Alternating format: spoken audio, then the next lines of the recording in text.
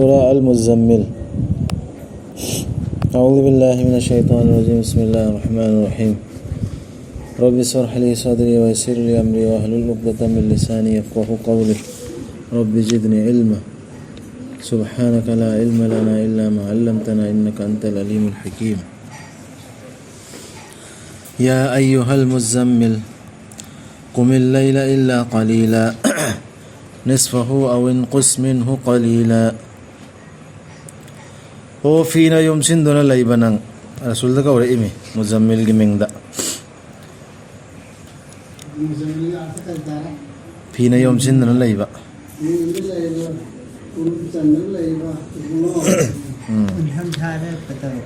lepkhatlu ahing da matam kharadang natana matam khara pothawa ba tai di lepkhatlu hai madugi tangkhai ama natraga madudagi khara hanthana नत्रगा मधुदगी खर हेन्ना अदुगा थी थौ कुरान दु तपना संदनाइना कुरान से थी थबा कुरान की दावा तो बमी सिंह की दिसे की फॉर्मूला सिंह जी पान गदौरी तो वरी तो हम तो या लोन तो हम लोन रसूल ने तहज्जुद तरावी सलमी से हिंदनी दना इखोय मिंगदा तरावी हरसो तहज्जुद तो हिंदनी दना अदो हिंगदा इखोय सिरादी तरावी सोनाई दना थुना अदो हिंगदा रसूल द तपनु सोलो हरसि होगला अदुम तपनु सोलो नतरगे मद्रगे खरा हेना अदुगा थी थौ कुरान दु तपना संदनाइना तसेंगनमक इकोई कुइदना इकोइना हाइदि अल्लाह ना लंग थरक लगनी नंगोंदा अरुम्बा वा अल्लाह की ऑर्डर में हुकुम अमा रसूल सल्लल्लाहु लंग थरकदौरा तसेंगनमक अहिंगी पुंजा सी यामना मपांगल लैबनी नसागी अपाम्बा नेट खाइबदा अमसुंग ख्वाइदगी जानबनी नसा मारासी एजिन नमसिनबदा सिनबो होनबा अनु काना मतम नीजा हाइजबगी अहिंग से नीजा हाइजबसु ख्वाइ जाने हम जाने तुम दृश्य मखै तुम देव तसेंगनमक लैबनी नंगिदी नुंगथिलदा नथौ सांगना नुंगथिंदना दावा तौ बचकदौरमेदना कुरान दो हाइबा मयामदा से हाइरे अल्लाह ना पाउ तिब चतौरमे यौहनबा अदुगी अहिंगदुदा अल्लाह दा निजदौरमे सिसि दावा तौ बमी सिंगना तौ ताजु सोलगा कुरान हाइ से करी नो हाइ दु खान थापसे हम दरकार हो एकोइदि गाइम तो सोन तबिदा सेंग हतंग सोनसि निंगसिंगो नंगी रब की मिंग अदुगा काउथोगो नसादु मंगोंदा पुंकट कथोगो नसादु हाइदि अल्लाह दा पुंकट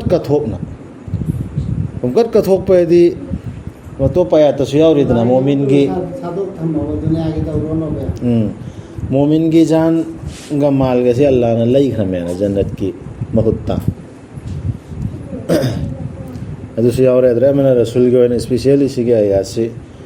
दावा तौरिबा कुरान से संदोकना बे होनम होनरिबा पैगंबर की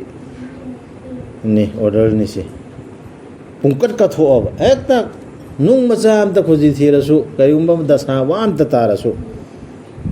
पुन्न अल्लाह दा सिन दो सिने खोदे कान याम कान निसी अखोइसु अल्लाह दा पुमसिन सिन दो अदी थौदोक बा थोक याम कान नहीं करे रसूल की मतौ तम मुहारी यौ है तम माय दिगो मोया खाइ तौ नतर सो सो हैगा जन होंद भी ओय नबी दे तनी ब्रज ओय बता दिसी ताजु नंग देहो नंग बोतल सो बसा सब हम हमनी है नबी दे खाइ सो हम कबूल मतमनी है जो कुरान है नवारम दासे निंगसिंगो नंगी रब की मिंग अदो कथोगो खांगे न बतानी तो नीदना हिंग चुप लइयोबा मपु निसिंग लइयो जिते तो लइयोबा रसूल दे लोइना सो असोय बुंबा लाना हाइरे इमेदना सेंगदो इमेबा अदुई मतुंग सो अमका अल्लाह दा नोलोक चनबगी ऑर्डर अमा मादी रबनी नोंपोक अमसुंग नोंचुप की लैतबनी लाय अमत मानतना aduna lau mabu nangi asin arang oina tu sik matakta ina haikib any problem oiro any tarakadaba wa oiro pumsin sinna dokta siksi dawa tauba miyam gi amna tangai fadrabat ayat ni hai direction si aduga khangu dawa tauba si khang ya ta halaga Quran si yohanna ba honariba tablik tawdu Quran si mingon Allah gi ayat si mingon da yohanna ba honariba miyam gi darkar ne ba sige ayat singsi aduga khangu makoina hairiba duda tu makada tafsir tawtare Allah dawa di dawa tune dawa tuda dawa ni lepane dawa dane han odu aduga khangu makoina hairiba duda amasung islam bartu ki ham Quran si thadok lamo makoibu fajaba kuthadok amada yam sathiba wahi sizinari na tor rasul da sa nei dawat pige dor mi dor susin na kadori mi ikai ningai oiba chop ningai oiba hai ma fajaba khokang da khang ona mamang da yaw khre dana pakhum pion hai de khoi di pakhum pina piraga chum basak na rimi angam ta na rimi aina ngam me ina chum me na munazara taw khai na rimi aduga thadogu aingonda yadaba singdu nungai yai phaba singdu ngai biro makoibu matam khara alada sina dokhro yadab singdu tasenama ekhoi gi aide Allah gi inakta lei yot ho kol ho sing amasung achak pamai khau phun gadaba chinjak amasung chaina leirabadandi mesesi yohan badara sunna haiba chappa kanda natra dawat piri miduna haiba chappa kanda lauda yadaba mi singi dugi dandi se Allah manakta layaba aduna ekhoi dandi pibagi rasul da achoppa wa yamna sathiba ikai ningai oiba wa si matamdu da hai khre imunai musu tahan khre aduda rasul da pakhum piyo na Allah na adugi saja dugi da makta adu har pudu makta piyo na haiba ayat yaude ko ekhoi na hojik rasul gi kartunam cheme rasul da si hai khre ima isha da si hai khre na strike tawdana dunya pumba awa bata handana sorok to thokna tawrisi asi ai di suja yade Allah nasu yada ba pot ma ai su theng theng nate Allah gi daita ne su hu daita nate kaman le sa po cha jago sakti ni tinkham panda sa po kaya ga le ran ma yo pam mo do asi tawnari ba dunya da tawnari se asi politics makhalam na politics te yauraga ojiki potu pujila moina politics hana bna rajniti world ki wain taw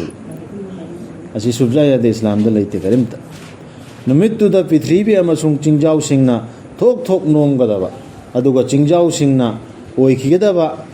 haidorak laba laingoi mapaigum Allah na ingon da sinadu haire ma hoi singdo ingon da thado moi phajaba ko khang da nang khang khro ingon da thado mo hoi gi disi leire aina ok labani nang gi da ma ena rasul da haire momin sing da su na hoi gi da ma aina ok labani azu am ka aina fi ta khatta ursi ok tri barabar Allah na ai thamoi sha Allah na ok tri barabar gan sathi ba aran ba poram ni taw na risi tasenama ai khoi na tha khra bani na khoi da rasul ama sakhi waina ba nakhoi gi nathakta aikhoi na thakibagum firaun da rasul ama firaun da musa alayhi salam thakidna aduga sab mana gumba adugumba aikhoi da su thare rasul muhammad sallallahu alaihi wasallam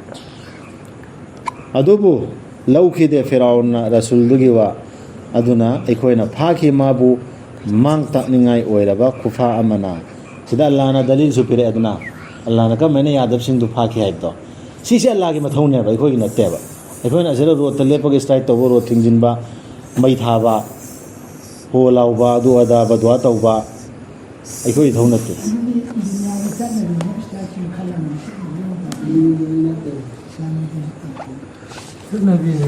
rasul gi min da taw di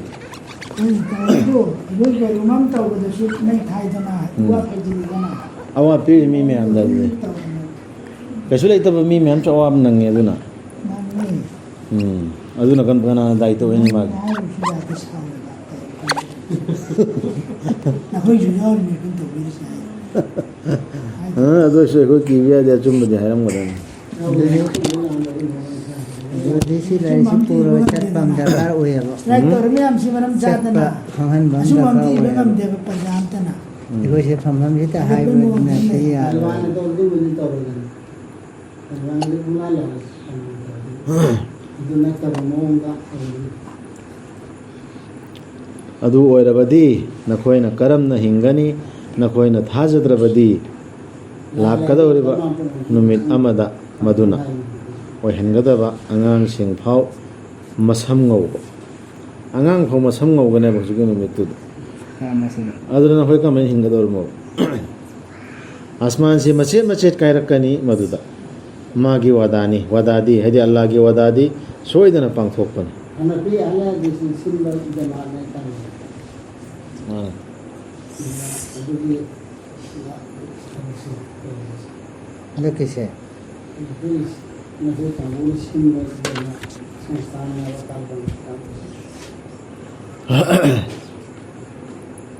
ꯇꯁꯦꯡꯅꯃꯛ ꯃꯁꯤ ꯅꯤꯡꯁꯤꯡꯍꯟꯕꯤꯕ ꯑꯃꯅꯤ ꯀꯅꯥꯒꯨꯝꯕꯅ ꯂꯧꯖꯒꯦ ꯅꯤꯡꯂꯕꯗꯤ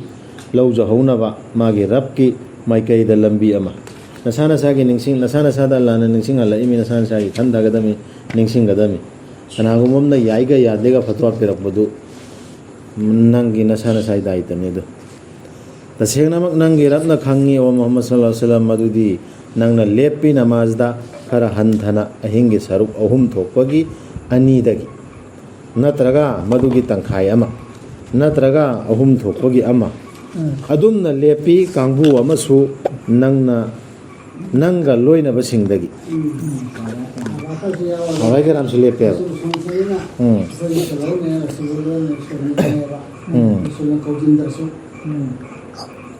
ꯑꯜꯂꯥꯍꯅ ꯂꯦꯞꯄꯤꯕꯅꯤ ꯑꯍꯤꯡ ꯑꯃꯁꯨꯡ ꯅꯨꯡꯊꯤꯜꯒꯤ ꯆꯥꯡ ꯑꯜꯂꯥꯍꯅ ꯈꯪꯕꯤꯔꯦ ꯅꯈꯣꯏꯅ ꯃꯗꯨꯒꯤ ꯍꯤꯁꯥꯕ ꯀꯩꯗꯧꯅꯨꯡꯗꯁꯨ ꯇꯧꯕ ꯉꯝꯗꯦ ꯍꯥꯏꯕ ꯑꯗꯨꯅ ꯑꯜꯂꯥꯍꯅ ꯅꯨꯡꯁꯤꯅ ꯑꯣꯟꯁꯤꯟꯕꯤꯔꯦ ꯅꯈꯣꯏꯗ ꯑꯗꯨꯅ ꯊꯤꯊꯧ ꯀꯨꯔꯥꯟꯗꯒꯤ ꯅꯈꯣꯏꯗ ꯂꯥꯏꯅ ꯊꯣꯛꯄꯗꯣ ꯁꯥꯡꯅ ꯁꯣꯟꯒꯗꯕ ꯅꯠꯇꯦꯀꯣ ꯇꯍꯖꯨꯗꯇ ꯂꯥꯏꯅ ꯊꯣꯛꯄꯗꯣ ꯃꯥꯅ ꯈꯪꯉꯤ ꯃꯗꯨꯗꯤ ꯌꯥꯎꯔꯛꯀꯅꯤ ꯅꯈꯣꯏꯒꯤ ꯃꯅꯨꯡꯗ ꯑꯅꯥꯕꯁꯤꯡ ꯁꯤ ꯇꯔꯥꯎꯕꯤꯒꯤ ꯃꯇꯥꯡꯗꯅꯤꯀꯣ ꯍꯥꯏꯔꯤꯁꯤ ꯌꯥꯎꯔꯛꯀꯅꯤ ꯅꯈꯣꯏꯒꯤ ꯃꯅꯨꯡꯗ ꯑꯅꯥꯕꯁꯤꯡ ꯑꯇꯣꯞꯄ ꯈꯔꯅ ꯄ꯭ꯔꯤꯊꯤ ꯊꯛꯇ ꯀꯣꯏꯅ ꯆꯠꯄ ꯑꯜꯂꯥꯍꯒꯤ ꯊꯧꯖꯥꯜ ꯊꯤꯖꯗꯨꯅ ꯑꯃꯁꯨꯡ ꯑꯇꯣꯞꯄ ꯈꯔꯅ ꯂꯥꯟ ꯊꯦꯡꯅꯕ ꯑꯜꯂꯥꯍꯒꯤ ꯂꯝꯕꯤꯗ ꯍꯥꯏꯗꯤ ꯖꯤꯍꯥꯗ ꯇꯧꯕꯗꯨꯀꯟꯅ ꯑꯗꯨꯅ ꯊꯤꯊꯧ ꯃꯗꯨꯗꯒꯤ ꯅꯈꯣꯏꯗ ꯂꯥꯏꯅ ꯊꯣꯛꯄꯗꯨ ꯄꯨꯈꯠꯂꯨ ꯅꯃꯥꯖ ꯄꯤꯌꯨ ꯖꯀꯥꯠ ꯑꯃꯁꯨꯡ ꯁꯥꯟꯗꯣꯛꯎ ꯑꯜꯂꯥꯍꯗ ꯐꯖꯔꯕ ꯁꯦꯟꯊꯪ ꯑꯃ ꯅꯈꯣꯏꯅ ꯅꯁꯥꯒꯤꯗꯃꯛ ꯃꯥꯡꯖꯧꯅꯅ ꯊꯥꯈꯤꯕ ꯑꯐꯕ ꯈꯨꯗꯤꯡꯃꯛ ꯅꯈꯣꯏꯅ ꯐꯪꯒꯅꯤ ꯃꯗꯨ ꯑꯜꯂꯥꯍꯒꯤ ꯅꯥꯛꯇ ꯍꯦꯟꯅ ꯐꯅ ꯑꯃꯁꯨꯡ ꯍꯦꯟꯅ ꯆꯥꯎꯅ ꯂꯩꯔꯝꯕ ꯃꯅꯥ ꯑꯣꯏꯅ ꯀꯣꯛꯄꯤꯅꯕ ꯍꯥꯏꯖꯧ ꯑꯜꯂꯥꯍꯗ ꯇꯁꯦꯡꯅꯃꯛ ꯑꯜꯂꯥꯍꯗꯤ ꯀꯣꯛꯄꯤ ꯍꯩꯕꯅꯤ ꯀꯟꯕꯤ ꯍꯩꯕꯅꯤ ꯁꯤꯒꯤ ꯑꯌꯥꯁꯤꯗ ꯑꯩꯅ ꯁꯨꯝ ꯈꯟꯊꯔꯨꯕꯗ ꯔꯁꯨꯜꯅ ꯑꯍꯤꯡꯗ ꯁꯣꯟꯕ ꯅꯃꯥꯖꯒꯤ ꯃꯇꯥꯡꯗ ꯅꯠꯇ꯭ꯔ ꯆꯠꯊꯔꯤꯁꯦ ꯑꯗꯣ ꯁꯥꯍꯥꯕꯥꯏ ꯀꯌꯥꯝꯁꯨ ꯔꯁꯨꯜꯒꯤ ꯃꯇꯨꯡꯗ ꯂꯦꯞꯈ꯭ꯔꯦ ꯀꯥꯡꯕꯨ ꯑꯃ ꯁꯣꯟꯈ꯭ꯔꯦ ꯇꯦꯟꯅ ꯁꯣꯜꯂꯨ ꯍꯥꯏꯔꯤꯁꯤ ꯇꯔꯥꯎꯕꯤꯒꯤ ꯇꯥꯖꯨꯗꯀꯤ ꯑꯅꯥꯕꯁꯨ ꯌꯥꯎꯔꯤ ꯅꯨꯄꯤ ꯑꯉꯥꯡꯁꯨ ꯌꯥꯎꯔꯛꯀꯅꯤ ꯔꯁꯨꯜꯒꯤ ꯍꯗꯤꯁꯁꯨ ꯂꯩ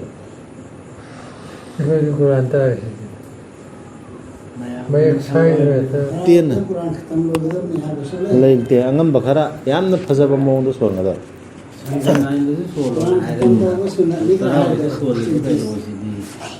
ꯔꯝꯖꯥꯟꯗꯇꯁꯨ ꯂꯩꯇꯦ ꯀꯔꯤ ꯍꯥꯏꯕ